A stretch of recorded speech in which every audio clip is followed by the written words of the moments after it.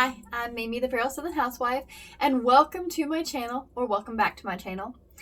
In this space, we talk about whimsical homeschooling and bringing magic into our day-to-day with children of all ages. So, why don't you come join me while we talk about the June strawberry moon and bringing that into our homeschooling for the year.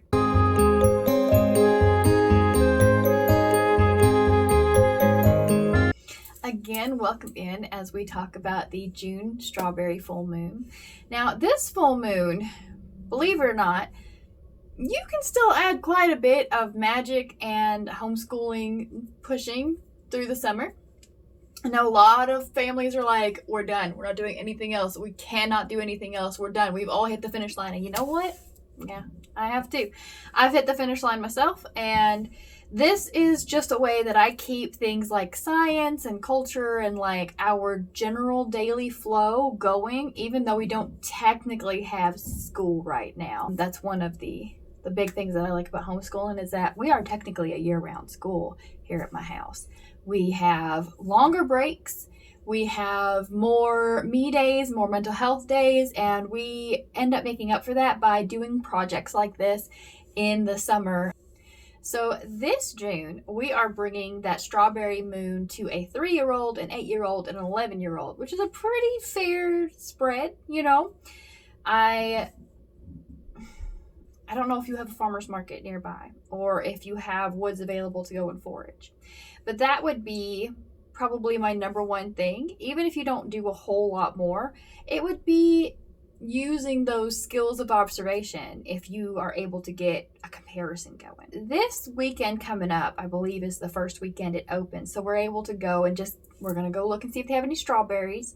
And we're going to see, like, are they big? Are they little? Like the texture, the flavor. We're going to have that comparison to the grocery store version. And just remember that it doesn't necessarily have to happen on the full moon for you to bring that energy through the weeks and through the month, you know.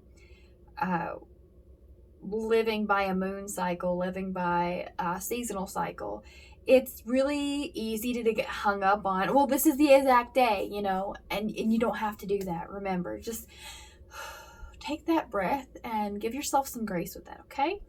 Another thing that we're doing that's low cost and kind of easy because we already have the supplies from this last school year is watercolors. So we're going to be taking some reds and we're going to be layering and trying to make dark strawberries and light strawberries and some shading and things like that.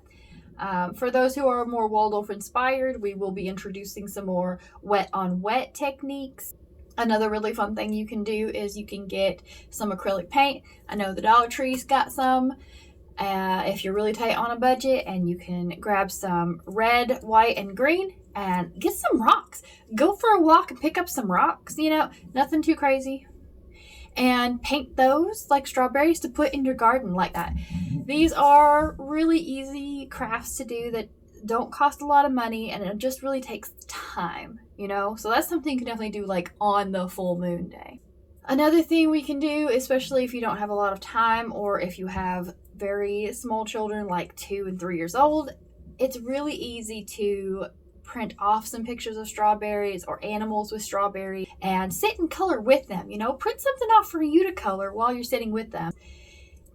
If you bring it to them in a way that's small and palatable at such a young age, when they get older and you want to bring them into that practice or you want them to explore that practice on their own, they are far more flexible and far more willing to try different things. Now, I mentioned comparing the farmer's market to wild strawberries to grocery store strawberries, and we will be doing that as our science theme for my youngest one. We are going to talk about how they taste, how they feel, how they look. Do they look bigger? Do they look smaller? And showing these comparisons is a big part of how we can start the scientific process even at 3 and 4, you know. I'm hoping that she doesn't try to finger paint with the actual berries, but if she does, then she does. That's not a big deal. I'm not worried about it, you know. We really want to bring in that creative side while we're exploring. So if she wants to touch and smushes and tries to finger paint, okay, It's a good time, right? Now, going on from second to third grade. In second grade, we talked about the life cycle of a lot of things, including fruits, vegetables, trees, birds, mammals, and things like that. And so we will be expanding on that with classification, with a very simple classification, but classification in the third grade. And what we are looking at is like, why is a berry a berry? And what makes a strawberry? Is a strawberry a berry or isn't it a berry? And just have them like draw and label and draw and label and explore and really sit there and think, well, if it doesn't have X, Y, and Z, then what could it be? Being able to use those critical thinking skills is what helps us to have things like media literacy and things like that as we get older. I'm big on getting them to draw those conclusions, to use that critical thinking. Now, for my older kiddo, we are going to be making strawberry DNA. Really simple: dish soap, salt, and rubbing alcohol. And we will also be doing sun tea to learn about osmosis or diffusion. Depends on which one she's picking up the most when we get there. Obviously, these things are going to set her up for how cells work and things like that, moving on into 6th and 7th grade for environmental and biology science. And just to already have that in the back of her mind as she moves forward is really going to help her like pick things up and put them together like a big puzzle. And that's really what a lot of what we do ends up translating to in the long term. We go from, oh, this is a fun experiment, to, okay, well, do you remember when we did the experiment? And what did you do? What did you think? Let's look at our journal, things like that. All of these things can count as science credit, as language credit, because they're writing, they're thinking, they're using their imagination with the painting and the art and things like that. There's multiple ways you can count this time as class credit, as school credit.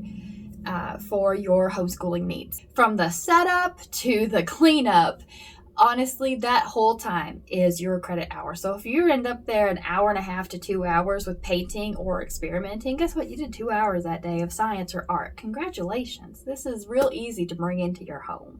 Now, as far as storytelling goes, I like to make up little stories about fairies and gnomes and witches and things like that, little creatures and animals in the woods. So I'm going to encourage my older kiddos to figure out what would happen if a strawberry appeared and they have creatures or they have animals or they have, fae folk, things like that. Have them kind of make their own story. Now, for my littlest one, we are actually going to read The Little Mouse, The Red Ripe Strawberry, and The Hungry Bear by Dawn and Audrey Wood. It is a classic. It is hilarious. Doing the big booms and the voices always cracks my kids up. Now, if we're going to talk about a little bit of the magical stuff to bring it in a spiritual focus, the thing about strawberries is that they are very much a beacon of passion and love and romance and things like that. Chocolate covered strawberries always comes to mind whenever I think about strawberries being romantic. But remember that this Venusian fruit does not always have to be a romantic partner. It can be a testament of self-love. It can be a testament of the passion that you have for life.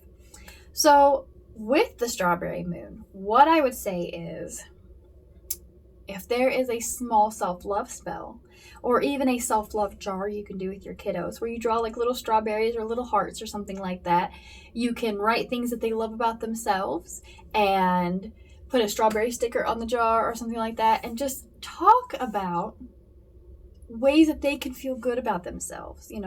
This self-confidence, this self-esteem leaning craft is really helpful, especially for us as moms and parents in general, whenever we feel really burnt out and when we're just like, I have barely made it across the finish line. What do you mean I have more stuff to do in the summer?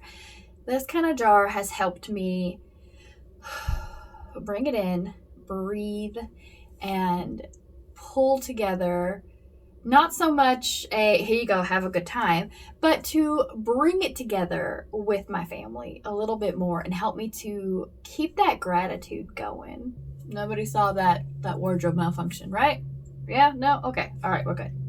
Another thing you can do, if you are so keen and inclined, is to come up with some glamour sigils that you can put on your strawberry jam if you are making some jam. I feel like that is an older kid experiment and things to talk about, but I actually have my little ones help. They help listen for the pop, and when we're done, they like to draw and doodle and things like that on the jar themselves. So obviously not when it's hot. Obviously not when I first take them out of the canner. Like it takes a minute. So I let them draw as they need to, and I always add a little couple sigils so that I can bring that love, that labor of love in from the jam when I made it, and the good memories, and I can think back on it a little bit easier. We always say it's harder to think back on the good things if the bad things keep taking precedent. And a part of the self-love, confidence, and self-esteem that feeds into this strawberry moon is something that is making sure that you have something that triggers those good memories so that you can continue to work on the gratitude and the self-love that comes with it. So, well, thank you so much again for joining us. And I hope that my words have brought something to you that you can build on. Don't just take what I say as, the word of what to do. Be inspired. Take some of these things and expand on them if you want to. Whatever suits your family, whatever suits the age group that you have. I feel confident that you are going to have a fantastic June strawberry full moon. Be blessed.